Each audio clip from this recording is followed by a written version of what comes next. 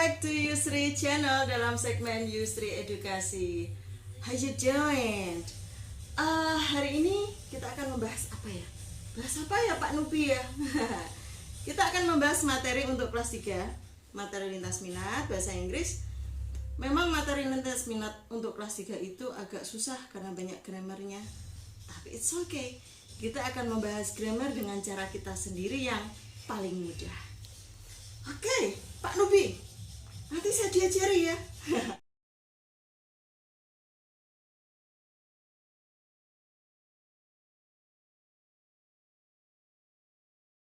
Untuk yang pertama, kita akan mempelajari adjective clause dengan kata hubung who. Who di sini bukan siapa ya, tapi who di sini untuk menghubungkan dua kalimat. Jadi dia menggantikan manusia sebagai subjek.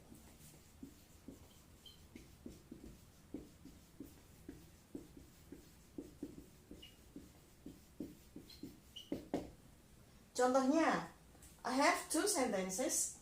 Jadi kalimat yang pertama adalah Budi lives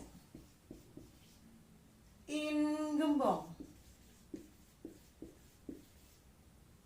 Kalimat yang kedua, he has two cars. Kita lihat yang pertama, tokoh utamanya adalah Budi. Budi ini di kalimat yang kedua digantikan oleh he. He di sini dia berdiri sebagai subjek. Jadi ciri-ciri sebagai subjek itu apa? Dia berdiri paling depan. Depannya sendiri tidak ada manusia lagi. Itu subjek ya. Cara goblokannya seperti itu. Nah, karena he ini adalah Budi, maka he ini kita hilangkan. Jadi kita tulis tokoh utamanya lagi untuk menghubungkan ya. Budi, kemudian kita tulis who. Kenapa kita harus menulis who? Iya, karena di sini he ini Budi. He sebagai subjek karena dia berdiri paling depan. Budi who has two cars. Nah, kemudian kalimat yang di atasnya lives in Gembong. Jadi ini kalau diterjemahkan dalam bahasa Indonesia, Budi yang mempunyai dua mobil tinggal di Gembong. Nah, jadi kalau diterjemahkan itu apa ya artinya ini? Yang. Kalau saya menyebutkan adjective clause itu adalah materi yang jangan. Kenapa? Karena kalau diterjemahkan artinya yang. Jadi yang di sini siapa sih? Budi ini loh. Jadi adjective clause ini menjelaskan si Budi. Budi yang mana gitu? Budi yang mempunyai dua mobil tinggal di Gembong. Itu penjelasan who sebagai menggantikan manusia sebagai subjek. Oke, next kita masuk pada whom. Membacanya adalah whom. Meskipun ada huruf W di sini tetapi W-nya hilang. Whom. Whom ini jadi dia semacam kata sambung yang berfungsi menggantikan manusia sebagai objek. Ya, sebagai objek. Kalau tadi who sebagai subjek. Kali ini kita sebagai objek. Jadi yang digantikan nanti adalah kata ganti yang letaknya dia di belakang. Karena objek itu sesuatu yang berada di belakang orang atau sesuatu yang berada di belakang. Depannya lagi itu ada manusia. Nah, untuk lebih jelasnya ada dua kalimat. Budi lives in Gembong. I love him. Budi tinggal di Gembong. Aku mencintainya. Oke, sekarang kita lihat tokoh utama pada kalimat pertama siapa? Budi. Ya. Budi ini di kalimat yang kedua digantikan oleh kata apa? Him. Jelas him, nggak mungkin I. It's impossible kalau digantikan oleh I, karena I di sini nggak ada yang menggantikan apapun, nggak ada yang digantikan di sini untuk I. Adanya Budi di kalimat pertama. Budi ini digantikan yang mana, I atau him? Jelas him. Apalagi ini budi manusia ya, bukan budi monyet. Ini budi manusia. Jadi kalau nggak nanti digantikan oleh who, bisa oleh whom. Tinggal kita lihat kata gantinya di kalimat yang kedua nanti letaknya di mana. Karena dia letaknya di belakang, ya kan? Dia di belakang, depannya ada manusia lagi, maka sudah jelas dia ini sebagai objek. Nah, kalau untuk menggantikan maka kita harus mencoret. Terus menggabungkannya bagaimana? Gabungkan saja. Kita tulis nama Budi di sini. Karena Budi adalah tokoh utama ya. Jadi tokoh utamanya kita tulis dulu Budi. Sudah ketemu nama tokoh utama, baru kemudian whom. Jadi penulisan who atau whom atau adjective clause itu ditulis setelah nama tokoh utamanya di kalimat yang pertama. Tokoh utama kalimat pertama adalah Budi. Jadi kita tulis Budi. Setelah Budi kita tulis adjective clause-nya whom.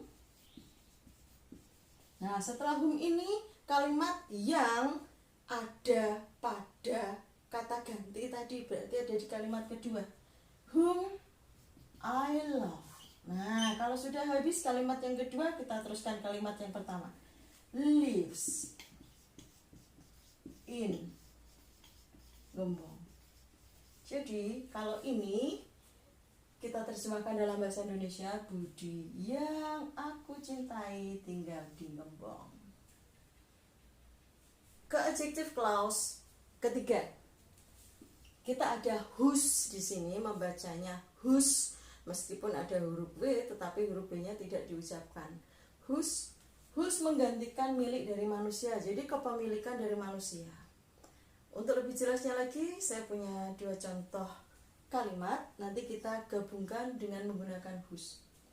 Budi lives in Gembong. Budi tinggal di Gembong.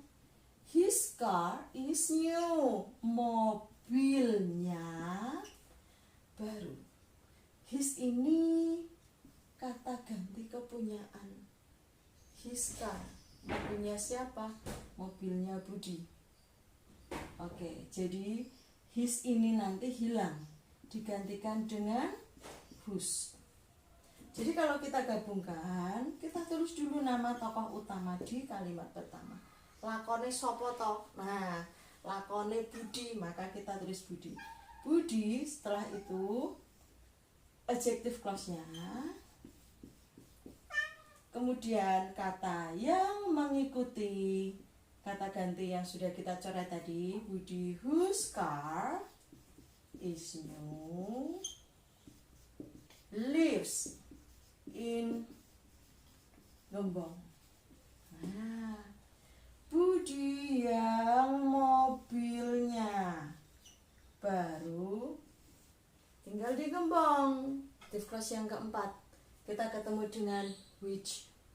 Which menggantikan benda selain manusia. Jadi bisa memang benda, bisa hewan atau tumbuhan. For example, I have a cat.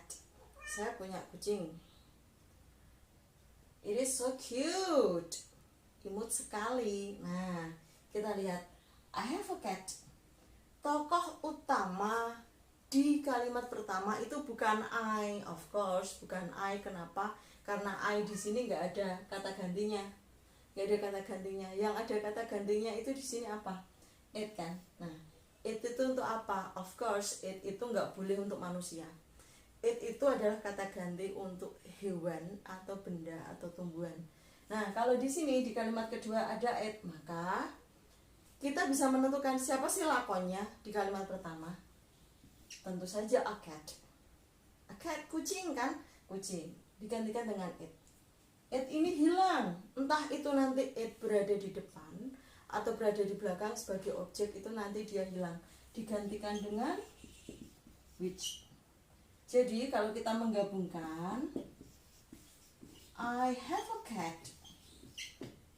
Kok a cat-nya tidak di depan? Nggak seperti tadi yang beberapa contoh sebelumnya. Karena akadnya dia berada di belakang, maka kalimat yang ini juga harus mengikuti. Jadi dia tetap berada di belakang dengan menuliskan kalimat yang di depannya. I have a cat. Nah, sudah sampai pada lakonnya atau tokoh utama, kita tuliskan adjective clause-nya. Which is so cute. Saya punya kucing yang imut. Urutan adjective clause yang terakhir yaitu of which. Of which ini menggantikan milik dari benda. Jadi selain manusia, benda, hewan, atau tumbuhan, kalau misalnya dia memiliki sesuatu kepemilikan ya, maka kita nanti menggantikannya dengan of which. Ciri-cirinya apa? Ciri-cirinya nanti kita ada h di sini. Nah, kalau ketemu h pada kalimat yang kedua, h ini nanti hilang. Kita lihat contoh kalimatnya. I have a cat. Its fur is soft. Sudah jelas, ini adalah lakonnya. Its ini adalah menggantikan a cat. Saya punya kucing. Bulunya halus. Its-nya hilang, diganti dengan of which. Kalau kita menggabungkannya menjadi I have a cat of which fur is soft. Kalau diterjemahkan dalam bahasa Indonesia, saya punya kucing yang bulunya sangat lembut. Bagaimana kalau ada bentuk soal seperti ini? Kalian disuruh mengisi titik-titik ini, apakah memakai who, apakah diisikan dengan whom, whose, which, ataukah of which. Saya kasih tahu caranya. Yang pertama, isilah dengan who. Kalau setelah titik-titik, ya setelah titik-titik itu adalah verb, kata kerja, atau to be, atau modals. For example, seperti tadi ya, Budi lives in Gembong.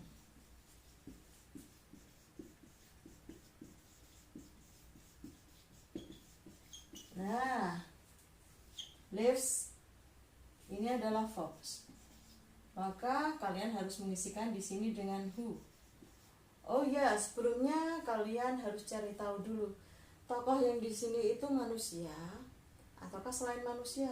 Kalau dia manusia berarti ada beberapa kemungkinan. Kalau nggak pakai who, pakai whom, atau pakai whose. Tinggal kita lihat satu kata saja setelah titik-titik. Karena di sini ada lives termasuk verb, maka kita pakai who. Kalau misalnya pakai to be, bisa Budi who is handsome.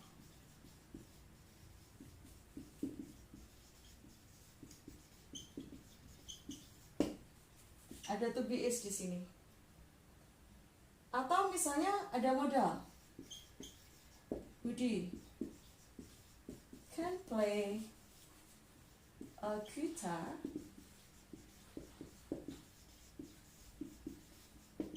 Is my friend. Can is one of modals, salah satu modals ya. Maka kita harus mengisikan dengan who. Ini to be, kita isi dengan who. Kita isi dengan whom kalau sebelum titik-titik adalah manusia dan setelah titik-titik satu kata adalah subjek. Jadi mungkin ada I, you, we, they, he, she, atau nama orang, Tono, atau Tini. Contohnya, the man I love. For example, the man, manusia. Satu kata setelah titik-titik adalah I adalah subjek. Jadi di sini harus diisikan dengan whom. Berikutnya, isilah dengan whose.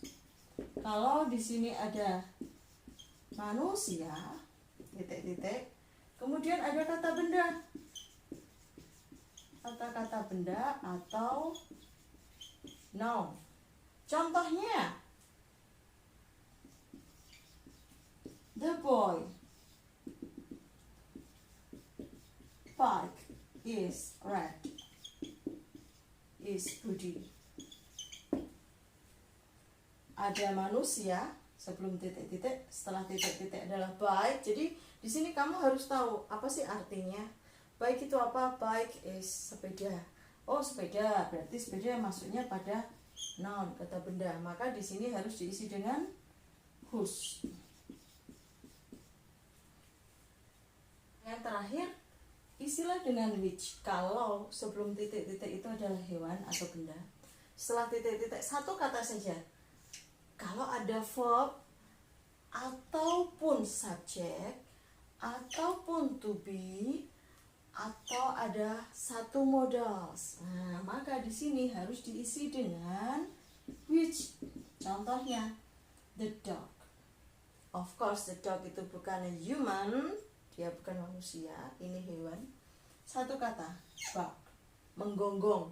Ini masuknya pada kata kerja. Kita isi dengan which. Kemudian kita isi dengan a which kalau misalnya kita ketemu dengan hewan atau benda. Jadi hampir sama dengan ini. Setelah titik-titik ada satu kata, yaitu kata benda atau noun. Kata benda atau noun. Contohnya, the dog, titik-titik. Kalau ketemu hewan atau benda atau tumbuhan atau apapun selain manusia, itu ada dua kemungkinan yang diisikan. Kalau nggak pakai which, pakai of which. Tinggal kita lihat satu kata setelah titik-titik. Di sini ada kata tail. Tail artinya ekor, ya. Ini masuk pada noun, kata benda. Jadi di sini harus diisi dengan of which.